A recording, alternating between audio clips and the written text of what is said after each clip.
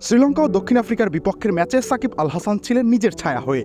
দুই ম্যাচেই অন্যতম ফ্লপ ক্রিকেটার ছিলেন তিনি। স্বাভাবিকভাবেই সমালোচনা তুঙ্গে উঠেছিল, বাদ যাননি বীরেন্দ্র সেহবাগও। ব্যঙ্গাত্মক সুরে টাইগার অলরাউন্ডারকে কটু কথা শোনান তিনি, কিন্তু তার কথার ধরন পছন্দ হয়নি কারোই। এমনকি নিজের দেশের সমর্থকেরাও ক্ষুব্ধ হয়েছেন এতে।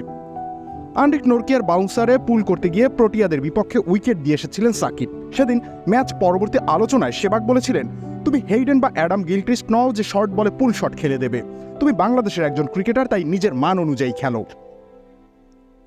আবার অবসর প্রসঙ্গে তিনি বলেন, গত বিশ্বকাপের সময় আমি ভেবেছিলাম ও টি-20 ফরম্যাটে সময় ফুরিয়ে এসেছে। পরিসংখ্যানও তেমন আহামরি নয়, তারপরও সে অবসর নিচ্ছে না, খেলেই যাচ্ছে।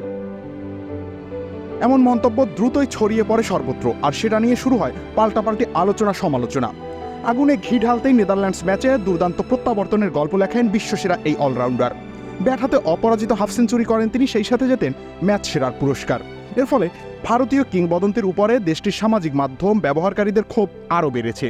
কেউ বলছেন তিনি নিজে সম্মান পাননি, তাই আরেকজন ক্রিকেটারকে সম্মান দিতে জানেন না। আবার কেউ কেউ শর্ট বলে সাকিবের পরিসংখ্যান তুলে ভুল প্রমাণ করতে চেয়েছেন সেহবাগকে। এছাড়া ট্রোল পোস্টের মাধ্যমেও সাবেক এই ওপেনারকে নিয়ে মজা নেওয়া হয়েছে। ভিটামিন এ, সি এবং ক্যালসিয়ামে ভরপুর টেস্ট মি, যা রোগ প্রতিরোধে সাহায্য করে।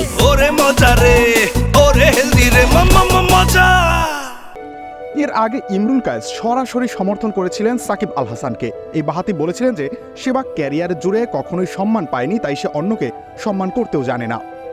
তবে সবকিছু ছাপিয়ে ডাচদের বিপক্ষে সাকিবের পারফরমেন্সই সেহবাগকে সবচেয়ে বড় লজ্জায় ডুবিয়েছে। রবিউল ইসলাম রনি, খেলা ৭১।